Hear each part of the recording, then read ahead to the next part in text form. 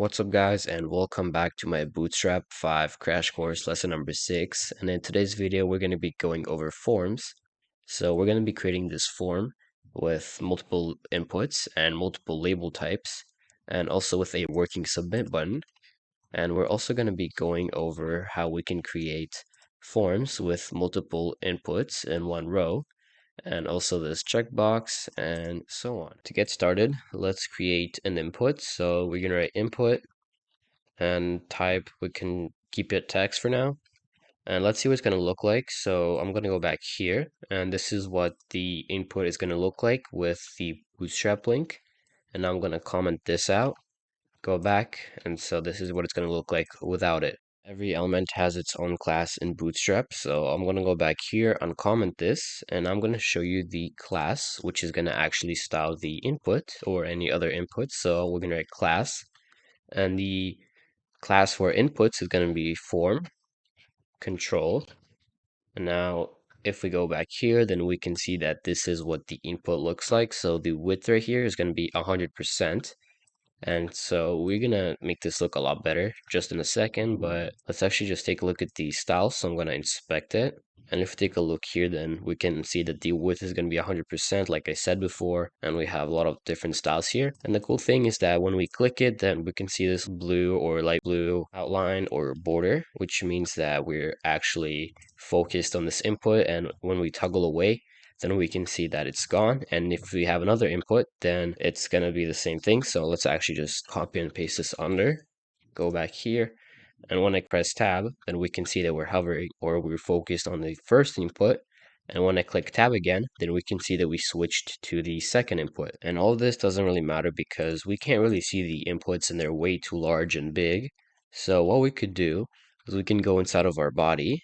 Let's create a form, which is where inputs and buttons and text areas normally are. And because our inputs use 100% width of their parent, what we have to do is create some sort of div, which is going to have a width of around 50%, and it's going to be centered and so on. But Bootstrap actually has a class for that. So just copy me, and I'm actually going to make a separate video on them, so don't worry about it. It's going to be called container. We're going to put the form inside of it. Now we're going to see that the inputs are not going to have a width of 100 of the body because we added a container which has a max width of 1320 pixels. And so what we could do right now is go back to our VS Code, add some margins. So let's add a margin top of 5. Go back here, and now we can see that it went down because we added some margin. And what I'm going to do is add some padding. So let's add a padding of 3. Maybe we could do more. That should work. And what we could also do is add a background of, let's do white. See if anything changed. No, that's because we have to add a shadow. So let's do that. And there we go. So now we have a shadow. And last thing that we could do is add a class of rounded. So now we have this basic container for forms, and what we're going to do now is style our inputs a bit more and make it look like an actual form. But what we're going to do now is change or style our inputs here. So we're going to go back here, and I'm going to create a div here, and we're going to add a class of margin bottom. We can set this to 3. I'm going to paste the input here, delete this one, and then I'm going to copy and paste this one under. See what it's going to look like. There we go. So now we have some spacing here, and this is what a basic form with input looks like. And so what we could do is change the classes. I like forms when they're a lot smaller, so I'm going to actually change this a bit. I'm going to set the max width here to 800 pixels, and now we're going to see that it's a lot smaller, so you can style it however you want, like I said before. But now what we're going to do is add some labels so we can actually know what the inputs are for. And there's multiple labels that we can create, but we're going to start with the most basic one, which is going to be by creating a label. And this one's going to be for this input. So we have to create an ID, and let's make this input for usernames. So I'm just going to write username here. I'm going to copy this and paste it here. So we're going to paste the ID here. And then I'm going to add a special class here, which is going to be called form label. And then we're going to write some text here. So because this is going to be the label for this input, and this label is going to be for usernames, I'm going to write username here. And now we're going to see that we've created a label. And let's do the same thing for our second input. So let's go down here. I'm going to create a label. It's going to be for this input. And let's make this input an email one. So I'm going to write email here. And then we're going to create an ID. It's going to be email. I'm going to copy this, paste it here. We're going to add a class of form label. There we go. And then this one's going to be email. And now we can see that I've created two labels, and now we know what both of these inputs are for. But why kind of form doesn't have a submit button? So I'm going to go back here, copy this div here.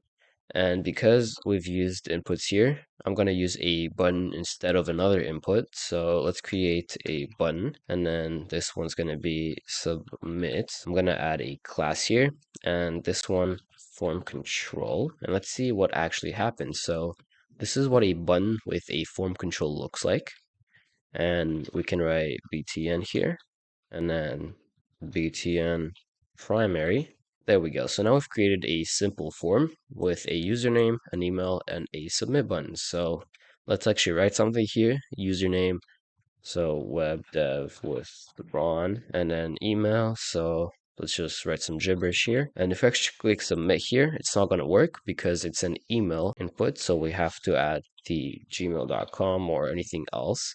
And now when we click submit, then it worked. And so nothing happened with the information that we just submitted. So if I do this again, then like I said before, nothing happened. And that's because we don't have backend set up and we don't know how to use it yet. But it doesn't matter because we're learning how to style forms and know how to actually use them. And now we're going to go over another type of label that we could use. So we're going to go back here.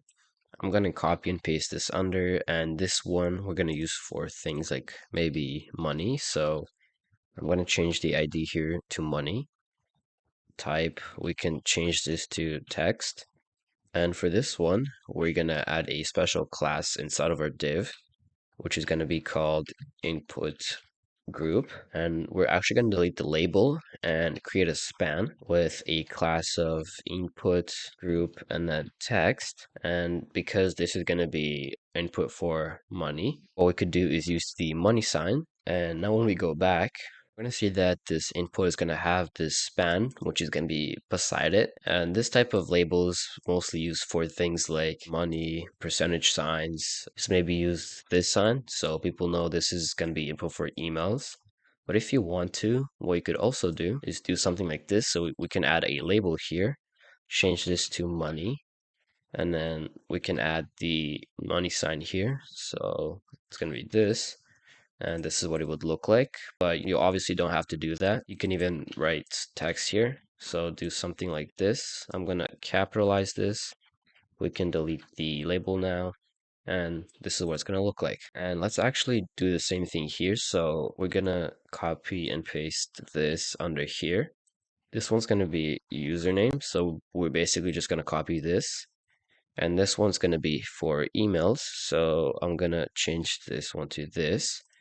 This one's going to be email, and then same thing here. So email, this is going to change to username. And so this is going to be the two types or two different types of labels that we can use. And we're going to go over another one. So just like before, we're going to go back here, and then let's copy this one, paste it onto here.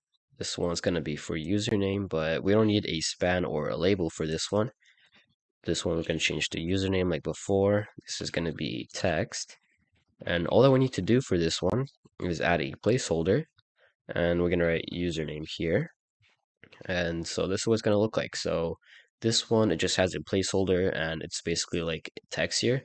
But if we write something, then it disappears. And if we delete the text here, then it's going to appear again. So this is what placeholder is. And we're going to do the same thing for this one now. So I'm going to paste this here, delete the span here, and we can delete the input group class because we're not using the span. And for the ID, this one's going to stay at email. And then for placeholder, we can write email here. And so this is what it's going to look like. And if you wanted to, you can combine all of these together or some of them together. And this is what it would look like. It doesn't look the best. But if you wanted to do this, we could use the email one, which would look a lot better. So let's add a placeholder email. There we go. And so now it looks better. So if you want to combine these two, then you could do something like create an input for money. Then you could write the money sign here, and then you could write enter an amount of money or a certain amount of money and so on. And now we're going to go over how we can add two inputs in one row. So let's delete all of this, or you could keep it if you want to. You can create another HTML file. You can comment this out, do whatever you want, but I'm going to just delete this for now. And now we're going to use a special class, which is going to be called row.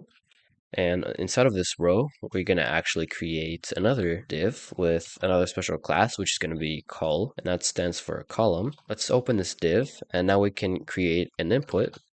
So let's do that. This one's going to be text. It's going to have a class of form control.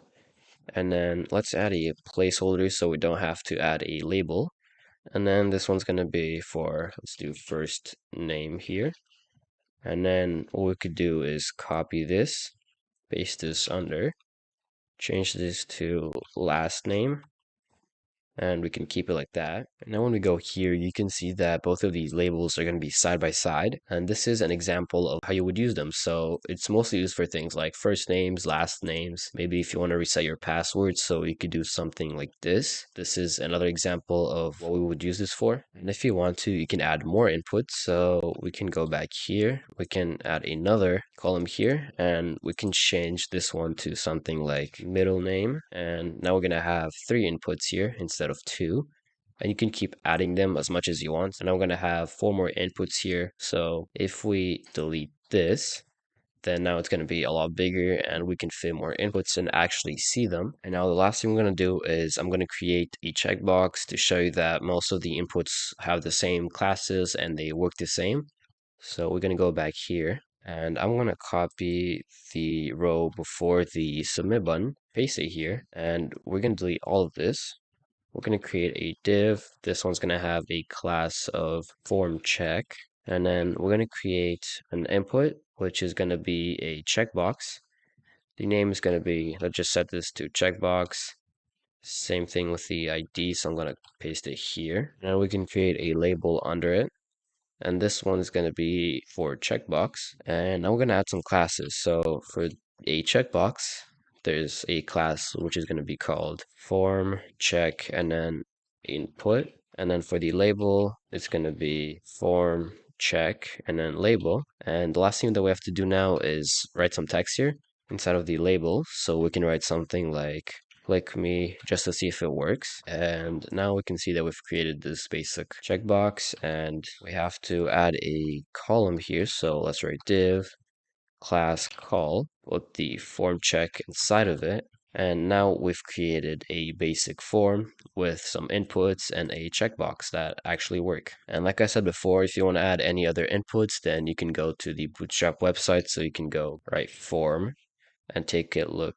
Actually, let's write input here. There we go. So input groups. So this is what we went over today. There's layouts here, so different layouts that you could use and so on. But this is going to be for this video, so I hope you guys enjoyed it. And if you did, then leave a like. Sub to the channel for more content like this, and see you next video.